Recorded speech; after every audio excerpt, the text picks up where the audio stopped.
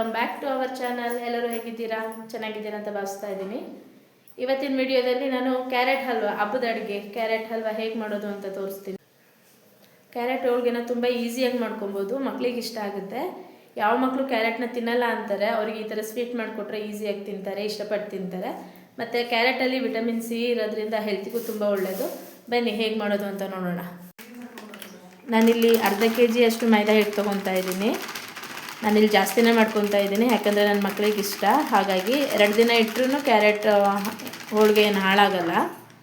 ಹಾಗಾಗಿ ಕ್ಯಾರೆಟು ನಾವು ಮಾಡ್ಕೊಳ್ಳುವಾಗ ಅದನ್ನು ಚೆನ್ನಾಗಿ ಕುದಿಸಿದ್ರೆ ಅದು 2 ದಿನ ಬೇಕಾದರೂ ಇಟ್ಕೊಬೋದು, ಹಾಳಾಗಲ್ಲ.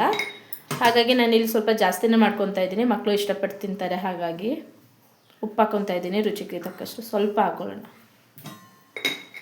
ಅರಿಶಿನ ಪುಡಿ ಹಾಕ್ಕೊಳ್ಳೋಣ ಸ್ವಲ್ಪ, ಅದು ಕಲರ್ ಬರಬೇಕಲ್ಲ ಅದಕ್ಕೆ.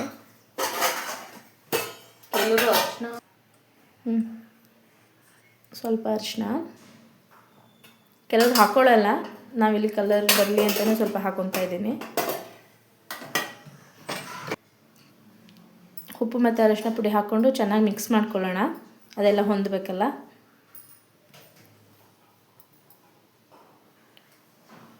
ಕೆಲವೊಂದು ಮಕ್ಕಳು ಸ್ವೀಟು ಸಹ ತಿನ್ನಲ್ಲ, ಅಂಥ ಮಕ್ಕಳು ಈ ಥರ ಮಾಡಿಕೊಟ್ರೆ ಸ್ವಲ್ಪನಾದರೂ ತಿಂತಾರೆ. ಎಸ್ಪೆಷಲಿ ನನ್ನ ದೊಡ್ಡ ಮಗ ಇಷ್ಟನೇ ಇಲ್ಲ ಅವನಿಗೆ. ಸ್ವಲ್ಪ ಸ್ವಲ್ಪ ನೀರು ಹಾಕೊಂಡು ಕಲಿಸ್ಕೊಳ್ಳೋಣ. ಇವಾಗ ಒಂದು 5 ಸ್ಪೂನ್ ಎಣ್ಣೆ ಹಾಕ್ಕೊಂಡು ಚೆನ್ನಾಗಿ ಕಲಿಸ್ಕೊಳ್ಳೋಣ.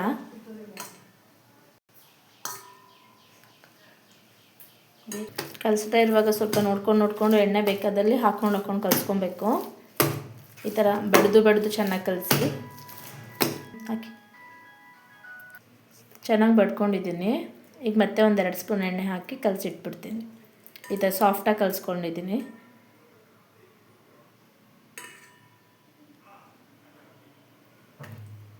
ಅದು ಒಣಗಬಾರ್ದು ಅಂತ ಲಾಸ್ಟಲ್ಲಿ ಎಣ್ಣೆ ಹಾಕ್ಕೊಳ್ಳೋದು. ಮತ್ತು ಈ ಥರ ಮಿಕ್ಸ್ ಮಾಡಿಬಿಟ್ಟು ಒಂದು ತಟ್ಟೆನೋ ಇಲ್ಲ ಒಂದು ಅದರ ಬೌಲಲ್ಲಿ ಮುಚ್ಚಿಟ್ಬಿಡೋಣ. ಮತ್ತು ಇವಾಗ ಇನ್ನೂ ಒಂದು 2 ಸ್ಪೂನ್ ಎಣ್ಣೆ ಹಾಕ್ಕೊತಿದ್ದೀನಿ. ಎಣ್ಣೆ ಜಾಸ್ತಿ ಹಾಕಿದ್ರೆ ತಟ್ಟುವಾಗ ತುಂಬ ತೆಳುಗೆ ತಟ್ಕೊಬೋದು. ಒಂದು ತಟ್ಟೆ ಮುಚ್ಚಿಟ್ಬಿಡೋಣ. ನಾನಿಲ್ಲಿ ಕ್ಯಾರೆಟ್ ಹೋಳಿಗೆಗೆ 1 kg ಕ್ಯಾರೆಟ್ ಅಷ್ಟು ತೊಗೊಂಡು ತುರಿದಿಟ್ಕೊಂಡಿದ್ದೀನಿ. ಇದನ್ನೀಗ ಮಿಕ್ಸಿ ಮಾಡ್ಕೊಳ್ಳೋಣ. ಮಿಕ್ಸಿ ಮಾಡ್ಕೊಳ್ಳೋದಕ್ಕೆಲ್ಲನೂ ಹಾಕ್ಕೊಳ್ಳೋಣ.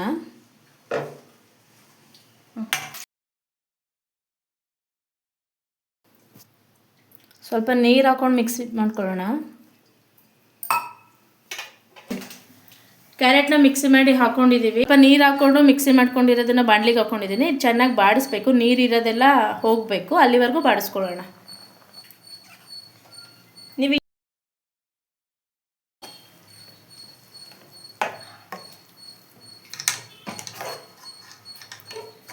ಚೆನ್ನಾಗಿ ಬಾಡಿಸ್ಕೊಳ್ಳೋಣ.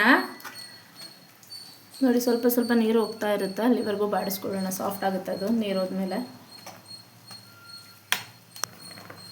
ಕ್ಯಾರೆಟಲ್ಲಿ ವಿಟಮಿನ್ ಸಿ ಇರೋದ್ರಿಂದ ಕಣ್ಣಿಗೂ ಒಳ್ಳೆಯದು, ಸ್ಕಿನ್ಗೂ ಒಳ್ಳೆಯದು. ಮಕ್ಳಿಗೆ ಇಷ್ಟ ಆಗುತ್ತೆ. ಹಸಿ ಕ್ಯಾರೆಟು ತಿಂತಾರೆ ಕೆಲವೊಬ್ಬರು ಮಕ್ಕಳು ತಿನ್ನಲ್ಲ. ನೋಡಿ, ಹಿಂಗೆ ಬಾಡಿಸ್ಕೊಳ್ಳೋಣ. ನೀರು ಹೋಗ್ತಾ ಇದೆ, ಇನ್ನೊಂದು ಸ್ವಲ್ಪ ನೀರಿದೆ ಅಷ್ಟೇ. ಇನ್ನೊಂದು 2 ನಿಮಿಷ ಬಾಡಿಸ್ಕೊಂಡ್ರೆ ನೀರೆಲ್ಲ ಹೋಗುತ್ತೆ. ನೋಡಿ, ಸ್ವಲ್ಪ ನೀರು ಡ್ರೈ ಆಗಿದೆ, ಇನ್ನೊಂದು ಸ್ವಲ್ಪ ಇದೆ ಅಷ್ಟೇ. ಇನ್ನೊಂದು 2 ನಿಮಿಷ ಬಾಡಿಸ್ಕೊಂಡ್ರೆ ಸರಿ ಹೋಗುತ್ತೆ. ನೋಡಿ, ನೀರೆಲ್ಲ ಡ್ರೈ ಆಗಿದೆ, ಕ್ಯಾರೆಟ್ ಕೂಡ ಬೆಂದಿದೆ. ಅಕಸ್ಮಾತ್ ಏನಾದರೂ ಇದು ತೆಳು ಆಯಿತು ಅಂದರೆ ಸ್ವಲ್ಪ ರವೆನೂ, ಚಿರೋಟಿ ರವೆ ಬರುತ್ತಲ್ಲ, ಅದನ್ನು ಮಿಕ್ಸ್ ಮಾಡ್ಕೊಬಿಡಿ. ಇಲ್ಲ ಅಂತಂದರೆ ಫ್ರಿಜ್ಜಲ್ಲಿಟ್ಟರೆ ಒಂದು 1/2 hour ಫ್ರಿಜ್ಜಲ್ಲಿಟ್ಟರೆ ಗಟ್ಟಿ ಆಗುತ್ತೆ. ಈಗ ಬೆಲ್ಲದ ಪಾಕ ಹಾಕ್ಕೊತಾ ಇದ್ದೀವಿ.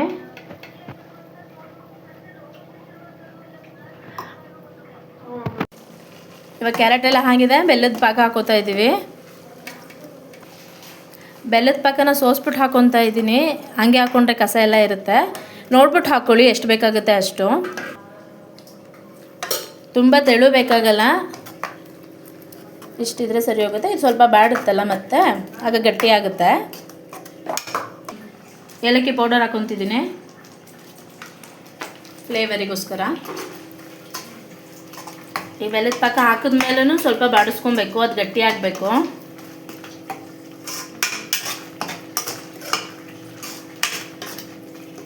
ನೋಡಿ ಕಲರೇ ಚೇಂಜ್ ಆಯ್ತು ಇವಾಗ ಬೆಲ್ಲದ ಪಾಕ ಹಾಕಿದ್ಮೇಲೆ. ನೋಡಿ ರೆಡಿ ಆಗ್ತಾ ಇದೆ. ಇನ್ನೊಂದು ಸ್ವಲ್ಪ ನೀರಿದೆ, ಹಿಂಗೆ ಮಾಡ್ತಾ ಇದ್ರೆ ಗಟ್ಟಿಯಾಗಿ ಬರುತ್ತೆ. ರೆಡಿ ಆಗುತ್ತೆ ಇನ್ನೊಂದು 5 ನಿಮಿಷದಲ್ಲಿ. ನೋಡಿ ಈಗ ನೀರೆಲ್ಲ ಹೋಗಿದೆ, ಗಟ್ಟಿಯಾಗಿದೆ. ಕ್ಯಾರೆಟು ಬೆಲ್ಲ ಎಲ್ಲ ಮಿಕ್ಸ್ ಆಗಿದೆ ಚೆನ್ನಾಗಿ. ನೋಡಿ ಉಂಡೆ ಕಟ್ಕೊಳಕ್ಕೆ ಬರ್ತಾ ಇದೆ. ಹಿಂಗೆ ಬಂದರೆ ಆಗಿದೆ ಅಂತ. ನೋಡಿ ಸಾಫ್ಟಾಗಿ ಆಗಿದೆ. ಹೂರ್ಣಗೆ ಒಬ್ಬಟ್ಟಿಗೆ ಮೈದಾ ಹಿಟ್ಟು ಕಲಸಿಟ್ಟಿದ್ವಲ್ಲ, ಅದು ಹಿಂಗೆ ಥರ ಬರಬೇಕು. ಹಾಗಾದರೆ ನಮಗೆ ತಟ್ಟುವಾಗ ಹೆಂಗೆ ಬೇಕು ಹಂಗೆ ತಟ್ಬೋದು, ತೀರ ತೆಳುವಾಗೆ ತಟ್ಕೊಬೋದು. ಹೂರ್ಣ ನೋಡಿ ಈ ಥರ ಉಂಡೆ ಮಾಡಿದಾಗ ಈ ಥರ ಕ್ಲೀನಾಗಿ ಬರಬೇಕು. ಅಲ್ಲಿವರೆಗೂ ಹುರ್ಕೊಂಡು ಮಾಡಬೇಕು ಈ ಥರ.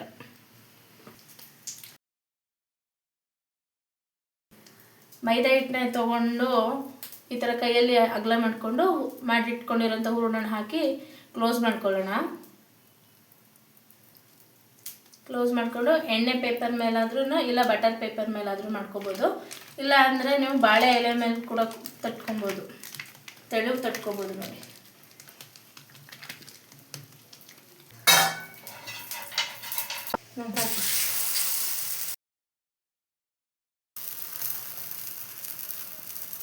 ಸ್ವಲ್ಪ ಎಣ್ಣೆ ಹಾಕ್ಕೊಂಡು ಬೇಯಿಸ್ಕೊಳ್ಳೋಣ ಇರ್ತದೆ.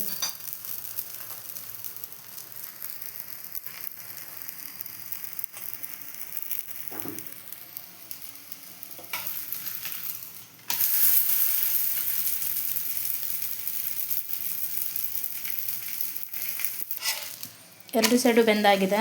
ಒಂದು ಪ್ಲೇಟ್ಗೆ ಹಾಕೊಳ್ಳೋಣ.